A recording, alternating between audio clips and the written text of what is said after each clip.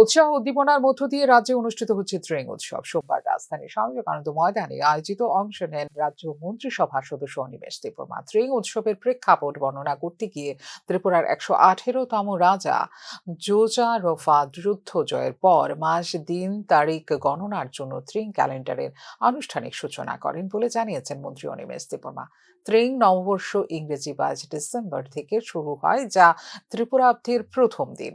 বঙ্গাব্দের 3 বছর আগেই শুরু হয়েছিল ত্রিপুরাব্দ বলেও নিউজ নাওকে দেওয়া একান্ত সাক্ষাৎকারে জানিয়েছেন মন্ত্রী অনিমেষ দেববর্মা।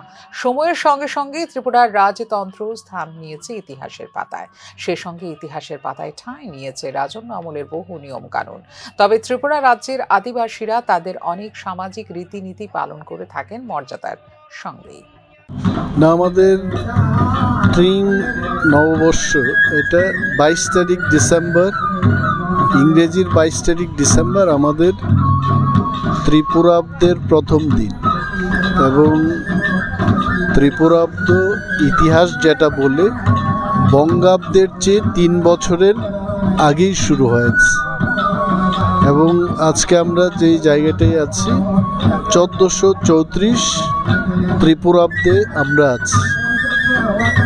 এবং এই উৎসবটা কখন থেকে শুরু হয়েছে, আমাদের 118তম রাজা যোজারফা ওনার একটা যুদ্ধ জয়ের পর উনি মাস, দিন, তারিখ গণনার জন্য একটা ত্রিপুরাদের জন্য ক্যালেন্ডার শুরু করেছেন, যাকে আমরা ট্রেং বা ত্রিপুরা এরা বলে আমরা জানি।